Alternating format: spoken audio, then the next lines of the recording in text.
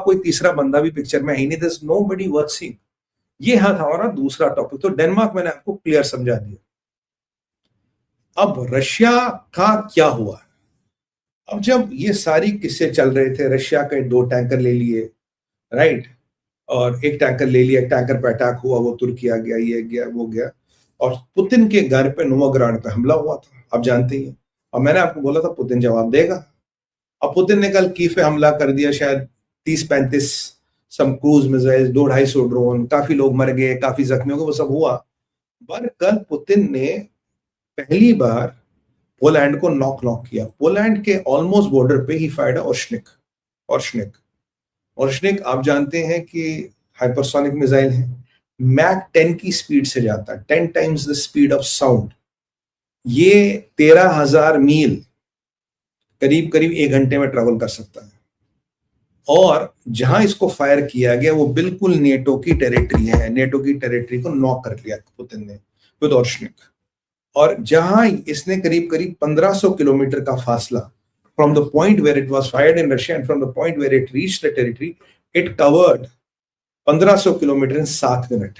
7 minute में वहां आ गया और सीधा नॉक किया पोलैंड को। भाई साहब, पोलैंड की बत्ती गुल।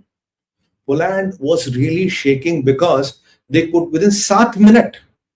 और कहते हैं कि ऑर्शनिक if it directly hits it's like a nuclear bomb, क्योंकि ये MIRV है, इसमें बड़ा बॉम्ब भी आप लगा सकते हो, मतलब इसको रोका ही नहीं जा सकता। और जितने नेटो के डिफेंसेस थे सब गड्ढे में घुस गए, कोई नेटो का डिफेंस नहीं उठा, नेटो ने कुछ नहीं किया। लास्ट टाइम पुतिन का ड्रोन आता था, पोलैंड F-16 उड़ाता था, अपने नेटो वाले F-16 उड़ाता था, नेटो का एयर डिफेंस सक्रिय, सबका यूरोप से स्टेटमेंट आता, वी आर विद यू। जब ऑर्शनिक ने ठक ठक नॉक किया तो कोई नहीं आया। और हर यूरोपियन सर्वेलेंस सिस्टम ने, हर अमेरिका रडार ने, हर इजरायली रडार ने ऑर्शनिक को देखा। और 7 मिनट में बॉस 1500 किलोमीटर का डिस्टेंस करके धड़ाम हो गया। और ये था पुतिन का जवाब। और पुतिन ने कहा, रशिया ने कहा, ये हमने आपको जवाब दिया है पुतिन के घर पे अटैक करने का। मरा उससे कोई नहीं, कीव पे नहीं चला, बिल्कुल पोलैंड के बॉर्डर के पास चला। हाँ, कतर की एम्बेसी थी, वो एक वन ऑफ द रशियन जो बाकी बैलिस्टिक, जो इन्होंने बाकी क्रूज मिसाइल्स और ड्रोन चलाए थे, उसमें उसकी एम्बेसी खराब जरूर हुई है, बट इस ऑर्शनिक से किसी को डायरेक्ट टारगेट नहीं किया, बल्कि यूरोप के नेटो के बॉर्डर पे नॉक किया गया। नेटो की परिस्थिति मैंने आपको ग्रीनलैंड में समझा दी। ऑर्शनिक आपके दरवाजे पे आके नॉक करा। और आप जानते हैं पुतिन के पास हजारों में ऑर्शनिक मिसाइल्स हैं एंड दे आर MIRV। तो अब ये आप मान के चलिए, अभी दुनिया में कोई ऐसा इंटरसेप्टर नहीं है जो उसको रोक सकता है। Third, Patriot arrow sling, nothing can stop Oreshnik. और आज पूरी दुनिया को पुतिन ने मिसाइल चला के दिखाया, दूसरी बार चलाया। एक बार शायद 2024 में डोनास्क पे चलाया था, और आज चलाया। बोला, ये लो मेरा missile and try to stop it if you can, do what the hell you can baby, come on, bring it on. तो पूरा यूरोप, पूरा अमेरिका, पूरा नेटो, कोई नेटो का जहाज भी नहीं ना, करोगे क्या उड़ के? 10 times the speed of sound, Mach 10, practically going at ramjet. It is not कि ऊपर ऐसे आता Mach 10, कोई आपको बताएगा ऐसा? No, when it was on the flight path, it was maintaining Mach jet, sorry, it was maintaining Mach 10। ये नहीं कि कोई भी मिसाइल जब आएगा वो Mach 10, no, जब from the launch to going it was maintaining Mach 10, boss, that is what is important। Mach 10 ये maintain करके चल रहा था। कोई तो आज पुतिन ने जवाब दिया और यूरोप को बोला तुम्हारी हालत ये। क्यों बोला? मैंने आपको बोला था ये कल यूरोप के आसपास कुछ कर सकता है, क्योंकि जो ट्रंप का, जो पुतिन का जहाज है वो कहां डॉक्ड है? यूके में, अब बिल्कुल पोलैंड के बॉर्डर पे आया। और याद कीजिए, ऑर्शनिक को अगर हमें यूके भेजना है, या अगर हमें यूके, अगर हमें फ्रांस भेजना है, 16 मिनट, एक में 17 मिनट, ब्रसल्स तक 3.5 मिनट। तो पूरे यूरोप को ऑर्शनिक से आप टारगेट कर सकते हो। आपको टाइम लगेगा, मैक्सिमम टाइम इज 17 मिनट्स। और 17 मिनट में आज के डेट में कोई ऐसा इंटरसेप्टर नहीं है जो उसको रोक सके। थर्ड, सबके धम, everybody is ducking their head and everybody is not wanting to talk about it, what has hit them. ये पुतिन का जवाब था। And 1000 ready and it can carry conventional weapon, it can carry nuclear weapon. तो boss, ये लफड़ा बड़ा होने वाला है। तो यूरोप की गतरे की घंटी बज गई। डेनमार्क के कनपट्टी पे पिस्तौल है। चार्टर 5 वो करोगे तो नेटो हिलेगा, चार्टर 5 बोलोगे तो नेटो टूट जाएगा। ऑर्शनिक्स आर नॉकिंग योर डोर।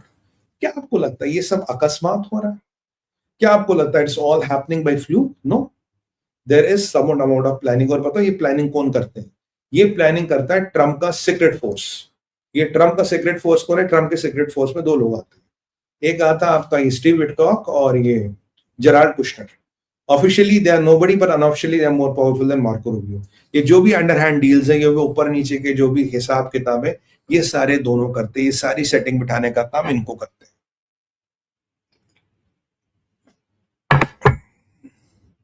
अब कल को ज़ेलेंस्की को उठा के आए तो पता नहीं, ट्रम्प ने एज यूजुअल बोल दिया वेरी डिसअपॉइंटेड विद पुतिन। हाँ, तो ट्रम्प से पूछा गया कि भाई जैसे वेनेजुएला से उसको उठा के लाए भाई हमारे क्या नाम है उसका, मैद्रो को, तो वैसे पुतिन को लेके आओगे। तो ट्रम्प ने बोला भाई वेनेजुएला नहीं है, ये रशिया है, वो मुद्रो है, इसका नाम व्लादिमीर पुतिन है, इसको उठाना आसान नहीं है, इम्पॉसिबल है। तो ये तो भाई हो गया। और यहां से मैं आपको पाकिस्तानियों का भी एक किस्सा सुनाऊं। ये पाकिस्तान का, भाई मैंने आपको एक बात बताऊं, मैंने देखो, मुझे पता कि हमारा ये चैनल DGISPR देखता है, ये 100% बात है। और अभी इतने बड़े स्क्रीन पे वहां चल रहा होगा, इतने बड़े स्क्रीन पे वहां चल रहा होगा। सुनो, मैंने तुम्हारे ख्वाजा आसिफ को बहुत पहले कहा था, मैंने कहा औकात में रहो, तुम्हारा नाम कहीं आ गया है, तुम्हारे साथ कुछ भी हो सकता है। अब ख्वाजा आसिफ आज कह रहा है कि पुतिन कह रहा कि भाई जैसे मुद्रो को लिया है, ऐसे बेंजामिन नेतन्याहू को उठा के ला, वो भी एक वॉर क्रिमिनल है। ख्वाजा साहब, जिंदगी से नफरत है क्या? जिंदगी से तंग आ गए क्या? अरे इतना ही मरने का शौक है तो जाके कराची के समंदर में कूद जाओ। अगर इजरायली बेंजामिन नेतन्याहू को उठाने की बात करोगे ना, पता नहीं कब दुनिया से उड़ जाओगे। और इजराइल का एक चीज है, दुनिया की आप इन सब सिक्योरिटी एजेंसीज की वेटिंग कीजिए, सबसे धाकड़ बजट, धाकड़ सॉलिड एजेंसी आपकी बनेगी आपको अमेरिकन सीक्रेट सर्विसेज। हमारा एसपीजी फिर पुतिन की है और हमारा एसपीजी नंबर 3 पे आता है। पर एक एजेंसी जो सबसे डेंजरस मानी जाती है, वो है जो बेंजामिन नेतन्याहू को प्रोटेक्शन देती है, वो शिनबिट और मोसाड का फोर्स मिलके। क्योंकि जो अगर आप सीक्रेट सर्विसेज को दोगे, that is huge deterrence, you can not be near to the president. Modi ji का perimeter fencing, you can't even come near to Modi. Putin का डिकॉइज, कॉन्वॉइज, डबल्स, वो उस लॉजिक पे चलते हैं। और जो मोसाड और शिनबिट का फोर्स है, उनका बहुत कम बजट है, बहुत कम लोग हैं, बट उनका सिस्टम दूसरा है। अगर उन्हें पता लग गया कि बेंजामिन नेतन्याहू को या किसी को कहीं थ्रेट है, they do not wait for the threat to come and hit, they will go and hit the threat, चाहे वो कोई भी हो, किसी भी कंट्री में। तो ख्वाजा साहब, अपना नंबर काहे को ठुकवा रहे हो? ये शिनबिट और मोसाड वाले बहुत डेंजर है, तुम्हें आगे वही ठोक देंगे किसी दिन। पता लगा तुम्हारी टायर का पंक्चर हो गया और वहीं से निकल गए।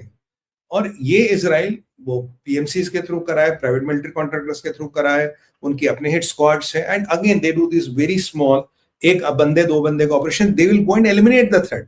क्योंकि उनकी सिक्योरिटी सबसे डेंजरस इसलिए मानी जाती है क्योंकि वो वेट नहीं करते कब हमें हिट करेंगे, पेरीमीटर वो बनाते ही नहीं। अच्छा वो है, पता लग गया, आइडेंटिफाई हो गया, जाके ठोक दो, सीधा ठोक देते हैं। अगर कोई भी थ्रेट है, before he can become a threat and a problem, they will go and eliminate the threat. That is how Shin Bet and Mossad protects Netanyahu. इसीलिए आज तक नेतन्याहू का कोई बाल नहीं उखाड़ पाया। जितने भी जहादी जहन्नुम गए हैं DTH की टिकट लेके, जिनके ख्याल में नेतन्याहू को मारने का ख्याल आया, वो सारे हूरों की गोद में अंगूर खा रहे हैं। तो अगर आप ख्वाजा आसिफ को भी अंगूर खाने हैं, वेल बी माई गेस्ट। तो ख्वाजा साहब ने जरा बच के रहो, ऐसा ना हो कि तुम्हारे भी निकल जाए। तो भाइयों, मैंने आपको क्यों बताई मोसाड और शिनबिट का कार्यशैली? वैसे मैं बात नहीं करता इसमें, मैंने इसलिए बताई ताकि अगर कल को ख्वाजा साहब की गाड़ी वाड़ी पंक्चर हो गई और ख्वाजा साहब फोत हो गए, तो आप समझ जाना किसने किया। और सुमित भाई ने पहले बता दिया था क्या। ये DGISPR वालों, तुम भी सुनो यार, तुम्हें भी बता रहे हैं यार, ज्ञान की बातें। तुम तो वैसे मदरसा छापो, तुम्हें कोई थोड़ी इतना पढ़ाएगा। इतना दिमाग तुम में होता तो भी मेरी बातें सुन रहे होते रात को बैठे बैठे।